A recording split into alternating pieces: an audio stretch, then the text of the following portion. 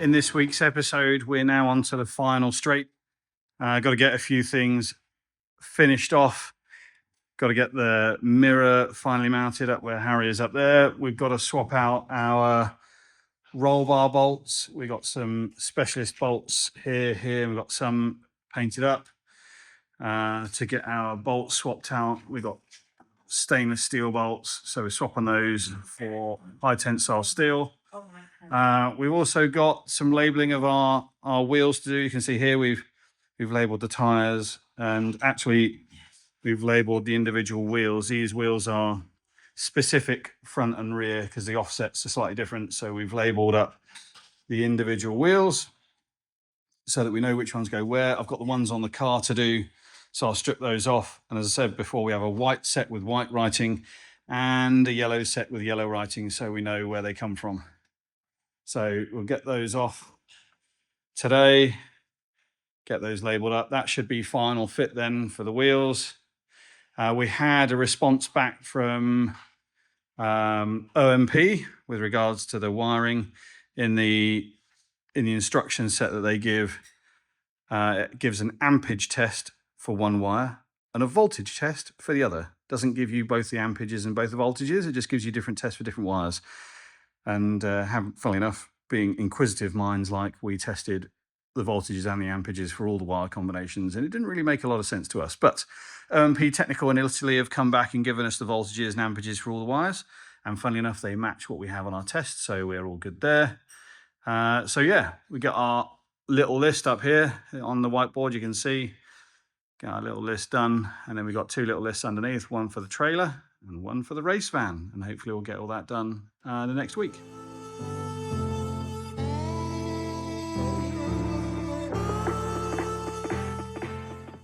Okay, when we were looking around the car, just checking over things, we found this. And I just turn this around, hopefully you can see it. But you see that? Split. This was the number 4 cylinder HT lead. And for some reason, I think possibly because it's bent slightly or bent round to a degree, it's ended up with this nick and splitting it. Anyway, suffice to say, we can't have that. So we've ordered a new set. We've taken the old leads off. They're quite a pain in the bum to get out, but we've taken the bonnet off, we've taken them all out and put them to one side. Now we're fitting the new set. We're going to do something that we didn't have a chance to do when we built the car. So we've using some dielectric grease. So this helps the rubbers not to stick at the top and down in the cylinder head. It's water resistant, and it's also resistant to a electrical current. So it's quite common to put them on the HT leads. You can see on the packet, it's got a picture of a spark plug, so quite commonly used for this. Good tip, and that will help in the future if you want to get these out. They'll just be a little bit easier to deal with than they were with the ones that we took out today. So we've packaged the other ones up because there was only one that was split. 3 were good, but we've fitted a new set and we've put the old ones up ready for spare parts. So that gets this job done, and we'll get the bonnet back on.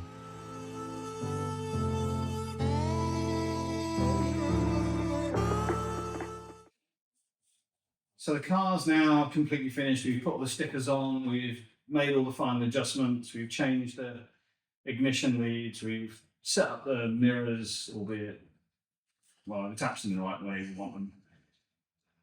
We've got the back panel down, and this is a sort of final weigh-in stroke baseline weigh-in. When I did it the other day, you'll see on the previous episode or the last episode, I was doing it just as we finished today and hadn't really got everything completely done, but I was keen to get it weighed.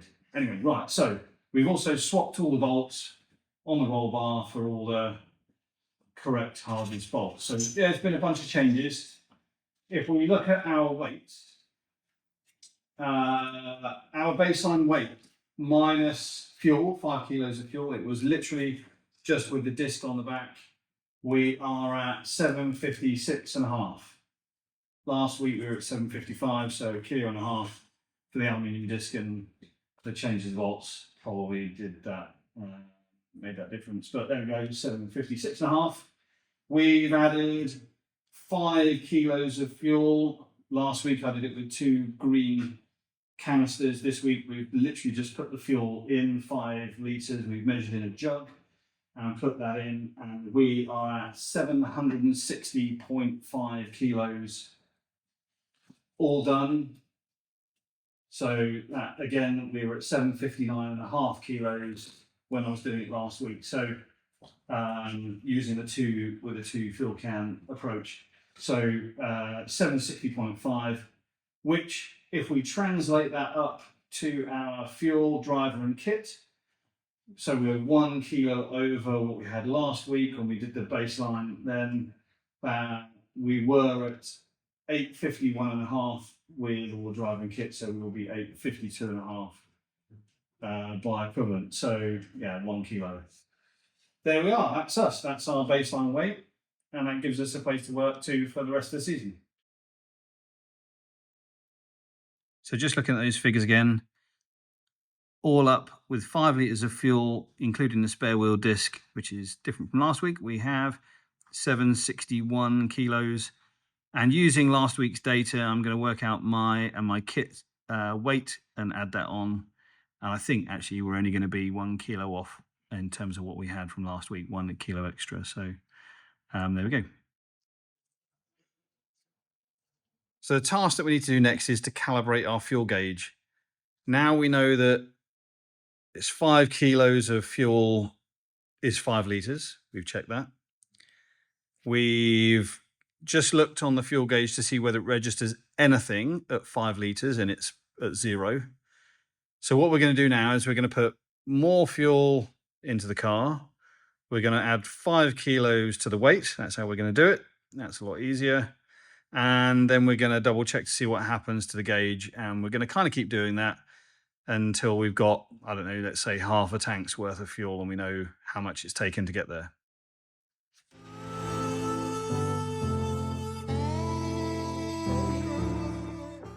Here's our list as we went through it this week. We're pretty much done.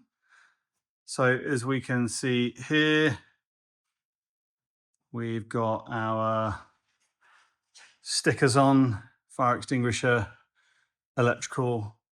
We wanted to tighten up these wing mirrors. They're done. The center wing mirror has now been fitted. That's permanently done. We tested the fire extinguisher. We made our connection, pressed the button, and the test went okay. That was all done. We've paint labeled these wheels on the inside, as we've done with the others at the back. In the stack over there, you saw me do those. We've done our fuel weighing. So we've done our 5 litres of fuel, and then we filled it up 10 litres. We filled it up to 1/4 of a tank. We filled it up to half a tank, 3/4 of a tank. We put 50 litres of fuel in it to see what that would be. 3/4 of 7/8 of a tank, I think we got with that. So that's all done. So we've now got fuel. We did our sort of official weighing. You can see there, we've got the spare wheel panel. We're going to put that obviously back in the car. We've done our race belts, made all those nice and neat, folded them up, put some zip ties on them, got the right lengths, made sure that's all good. We've changed our bolts. Look up here, we can change the bolts. Changed all the bolts. These were all stainless steel. These now 10 or 12 hardness. They're all the right ones. If we come through to the front of the car, we've written the torque setting for the wheel nuts onto the wheel hubs so we don't forget. As we move in, we have changed our spark plug leads there, and we've made a shroud for them to protect them from the bonnet hinge, actually. And we put the grease on those, so they're all done. And that's pretty much it. I did do this job. So very carefully with a hair dryer and a squeegee, very carefully put the number plate on the front wing. Managed to get all the creases out. That went on really nicely. I was really pleased about that. We've put our tape on our lights, silver tape, grey tape, grey car. And we've put our number 6. We managed to get that on, and we've made it nice and neat so it's at the right matching kind of level, lined up with the center of the indicators. Center of the indicators to there. So yeah, smart.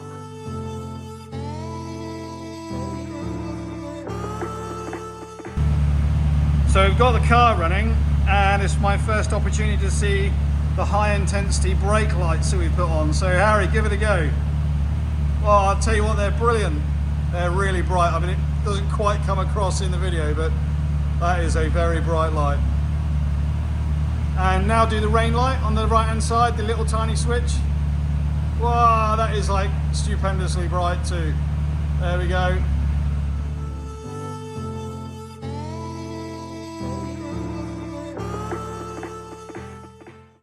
So day 2, we're back out. We got it running yesterday, and we checked over the fuel system, etc. Had to go sitting in the seat again just to kind of look at alignments, etc. So here we are. What have we done, or what we're going to do? So the first thing from yesterday was we wanted to just do a quick check to see if the seat is as far back as we can really get it, which it is. So that's kind of where that is.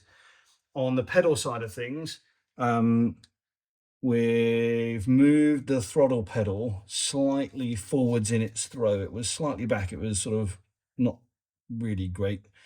So we've moved that pedal back using this little adjuster down here. That has also meant that we've had to tighten up on the carburetors, throttle linkage, the cable, and we've moved the actuator to the next step up on the throttle lever. So we've checked for pedal stop, start and end. We've got throttles that are fully open and closed, so we're all set there.